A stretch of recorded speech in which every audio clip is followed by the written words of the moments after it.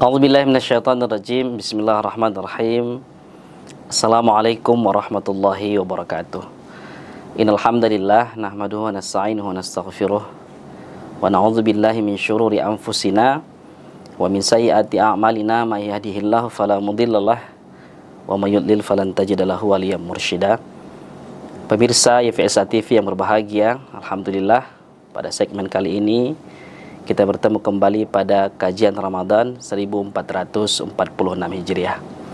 Pemirsa yang berbahagia, bersyukur kita kepada Allah Subhanahu wa taala dan melafazkan alhamdulillahirabbil alamin. Salam dan salam kepada Rasulullah, Allahumma shalli wa sallim wa barik alaih. Insyaallah tema kajian Ramadan kita pada hari ini adalah kenapa kita harus berpuasa di bulan suci Ramadan. Pemirsa yang berbahagia, pertanyaan ini mungkin selalu kita tanyakan kepada diri kita sendiri, atau bahkan seorang anak yang akan bertanya kepada kedua orang tuanya, kenapa dia harus berpuasa dan kenapa kita harus berpuasa. Pemirsa yang berbahagia, sebelum kita lebih jauh menjawab pertanyaan ini, saya ingin kita bersama-sama melihat dulu bahwasanya apa yang dimaksud dengan terminologi Ramadan itu sendiri. Jika kita buka kamus bahasa Arab, terjemahan baik dari bahasa Arab ke Indonesia ataupun sebaliknya yang dikarang oleh Munawir atau disebut dengan kamus Munawir, dan juga kamus bahasa Arab yang populer di Indonesia yaitu kamus Muhammad Yunus yang dikarang oleh Muhammad Yunus, makna Ramadan itu sendiri adalah berarti membakar. Nah, lantas ada satu kamus yang lebih populer yang mungkin juga kita kenal dalam keseharian kita bagi akademisi juga. Ada satu kamus yaitu kamus Lisanul Arab yang dikarang oleh Ibnu Manzur, dan ini kamus ini populer. Di kamus ini juga menjelaskan terminologi daripada Ramadan itu sendiri, menjelaskan bahwa Ramadan itu adalah bermakna sesuatu yang membakar, yang sangat menyengat, dan yang dibakar itu adalah dosa-dosa manusia. Karena memang kita tahu bahwa bahasa Arab api atau membakar itu yang populer kita tahu adalah nar, maka disebutlah nar itu bermakna api, ataupun di sisi lain nar itu bermakna neraka. Tapi khusus untuk dosa manusia disebutkan dengan kata Ramadan. Dan ini sangat menarik pemirsa yang berbahagia. Bahkan kalau kita lihat dan kita telusuri, salah satu bulan Hijriyah yang ada di dalam Islam yang disebutkan dalam Al-Quran hanyalah kata Ramadan. Pemirsa yang berbahagia, kembali kita kepada pertanyaan, kenapa kita harus berpuasa di bulan suci Ramadan? Saya ingin melihat dari beberapa aspek dan sudut pandang. Yang pertama untuk menjawab pertanyaan ini adalah dari segi aspek teologis, bahwa secara teologi memang Allah Subhanahu wa taala mewajibkan orang-orang beriman untuk melaksanakan puasa di bulan suci Ramadan. Ini sesuai dengan satu firman Allah Subhanahu wa taala yang sangat populer dan sering kita dengar di bulan suci Ramadan, yaitu ayat 183 pada surah Al-Baqarah yang berbunyi, A'udzubillahi minasyaitonirrajim, ya ayyuhalladzina amanu kutiba alaikumusshiyam kama kutiba alal ladzina min qablikum la'allakum tattaqun. Dan ayat ini merupakan satu dalil yang sangat kuat tentang kewajiban untuk berpuasa di bulan suci Ramadan. Maka secara teologis bahwasanya kenapa kita harus berpuasa? Karena memang puasa itu adalah perintah Allah Subhanahu wa taala yang diberikan dan diwajibkan kepada orang-orang yang beriman. Pemirsa yang berbahagia, tidak hanya sampai di situ. Kalau kita lihat daripada segi hadis, bahwasanya Rasulullah SAW menyebutkan, bahkan menjelaskan dibinanya agama Islam ini atas 5 perkara, yang itu kita populer adalah disebut dengan 5 rukun Islam, yaitu antasyhadu an la ilaha illallah wa anna Muhammadar Rasulullah, bersaksi bahwa tiada Tuhan selain Allah, Muhammad adalah utusan Allah, kemudian wa iqamis shalah, mendirikan salat, kemudian wa itaiz zakah, dan memberikan zakat, wa tasuma Ramadan. Bahkan di dalam hadis arba'in itu disebutkan wa tasuma Ramadan, dan berpuasa di bulan suci Ramadan, wa tahujjal baita man istata'a ilaihi sabila, dan melaksanakan haji bagi yang mampu. Yang sangat menarik adalah dalam hadis ini dan rukun Islam ini adalah rukun Islam yang ketiga, yang keempat, mohon maaf, kami maksudkan yang keempat, bahwasanya watasuma Ramadan, kita diwajibkan untuk berpuasa di bulan suci Ramadan. Dan secara hukum fikihnya, bahwasanya berpuasa di bulan suci Ramadan itu adalah kewajiban yang harus dilaksanakan setiap muslim dan orang beriman. Dan konsekuensinya dalam fikih, sesuatu yang wajib itu apabila dilaksanakan akan mendapatkan pahala di sisi Allah Subhanahu wa taala. Tetapi apabila tidak dilaksanakan, maka konsekuensi fikihnya adalah pasti akan mendapatkan dosa di sisi Allah Subhanahu wa taala. Itulah sebabnya secara teologis memang perintah berpuasa di bulan suci Ramadan itu adalah perintah murni dari Allah Subhanahu wa taala kepada para hambanya, terutama dan terkhusus kepada orang-orang yang beriman. Pemirsa yang berbahagia, namun ada yang sangat menarik bahwa kalau kita lihat secara literatur, bahwa fungsi Rasulullah diutus ke bumi ini tidak lain dan tidak bukan adalah dua tugas pokok penting, yaitu mubasyirin wa munzirin, yang bermakna adalah memberi kabar gembira dan juga memberi peringatan.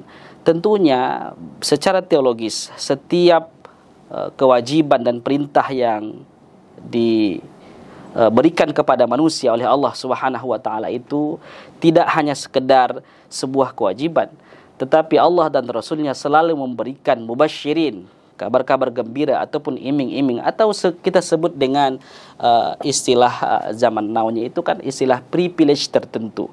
Ketika Allah Subhanahu wa taala memberikan perintah untuk berpuasa kepada kita, itu berarti bukan tidak memiliki satu privilege dan keistimewaan. Bahkan yang sangat menarik lagi, keistimewaan itu kita himpun dari berbagai kitab, terdapat dalam kata Ramadan itu sendiri. Kalau kita lihat, kata Ramadan itu lebih kurang terdiri dari 4 huruf, yaitu ada huruf Ra, kemudian huruf Mim, kemudian juga ada huruf Dha, dan juga ada huruf Nun. Nah, privilege ini terdapat di dalam kata Ramadan itu sendiri. Keistimewaan Ramadan itu terdapat pada kata Ramadan itu sendiri. Hal ini kita himpun dari berbagai kitab. Yang pertama adalah huruf Ra. Ra itu disebutkan bahwa Ra itu bermakna rahmah. Memang disebutkan dalam beberapa hadis Rasulullah SAW bahwa bulan Ramadan itu adalah bulan yang penuh dengan rahmat. Rahmat bagi seluruh alam dan juga rahmat bagi manusia. Rahmat bagi para pedagang pakaian, rahmat bagi para pedagang makanan, dan lain sebagainya. Itu yang pertama. Kemudian privilege kedua adalah ada huruf Mim daripada kata Ramadan itu sendiri. Mim itu bermakna maghfirah. Ini secara jelas lagi dijelaskan dalam hadis Rasulullah SAW, man shoma ramadhana imanan wa ihtisaba ghufira lahu ma taqaddama min dzambih. Di dalam matan lain disebutkan man qama ramadhana, bahwa disebutkan siapa saja yang berpuasa di bulan suci Ramadan dengan penuh keimanan dan pengharapan atas keridhaan Allah Subhanahu wa taala, ghufira lahu ma taqaddama min dzambih, maka Allah Subhanahu wa taala akan mengampunkan dosanya yang telah berlalu. Itulah sebabnya Ramadan itu disebut dengan bulan maghfirah. Kemudian secara teologis juga privilege yang ada di Ramadan itu ada huruf Ra, Mim, kemudian huruf Dha. Dha ini bermakna dha'fu. Dha'fu dalam beberapa kamus disebutkan dengan makna berlipat ganda. Secara jelas disebutkan dalam hadis Rasulullah SAW bahwa orang yang beramal ibadah di bulan suci Ramadan, Allah akan lipat gandakan pahalanya. Bahkan di beberapa hadis disebutkan pahala wajib di bulan suci Ramadan Allah lipatkan sampai 70 kali lipat ganda. Dan ibadah sunnah yang kita laksanakan di bulan suci Ramadan, pahalanya dilipat gandakan sama dengan pahala wajib. Masya Allah. Jamaah, Masya Allah. Pemirsa PSA TV yang berbahagia. Kemudian juga ada huruf Nun pada kata Ramadan itu. Nun itu adalah bermakna najah. Apa yang dimaksud dengan najah? Najah itu artinya adalah sukses atau berjaya. Itulah tadi ada ayat yang kita ambil di awal, la'allakum tattaqun. agar kamu menjadi orang yang bertakwa. Najah yang dimaknai dalam kata Ramadan ini adalah najah yang dalam artian bertakwa. Memang tujuan daripada berpuasa itu adalah takwa, yaitu orang-orang yang bertakwa. Maka dengan rahmat, maghfirah, kemudian lipat ganda pahala tadi, maka nun yang terakhir daripada huruf Ramadan itu bermakna kesuksesan. Bagi siapa? Bagi orang-orang yang diampunkan dosanya, dilipat gandakan juga amal ibadahnya, dan juga diberikan Allah Subhanahu wa taala rahmatah. Masya Allah. Pemirsa YFSA TV yang berbahagia, ini kalau kita lihat dari aspek teologis, dan mungkin masih banyak lagi dari aspek-aspek teologis yang dapat kita kaji lebih lanjut.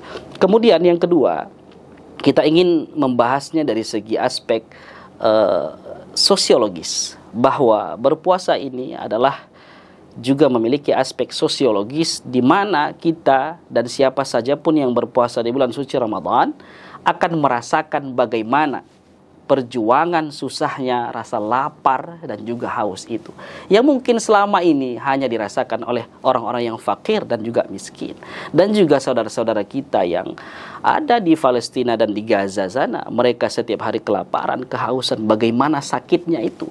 Bahkan tidak jauh dari kediaman kita di perkotaan, begitu banyak saudara kita yang sedang lapar dan juga haus.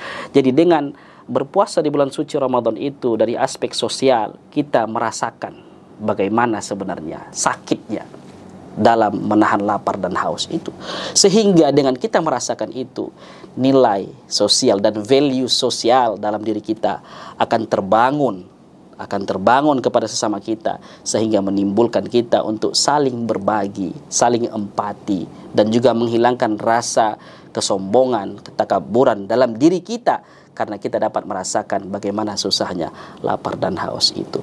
Pemirsa yang berbahagia, kemudian selain dari aspek teologis, kemudian aspek sosial, juga kita perlu juga membahas daripada aspek medis dan kesehatan, bahwa berpuasa di bulan suci Ramadan itu juga dapat mendatangkan kesehatan bagi orang-orang yang berpuasa di dalamnya.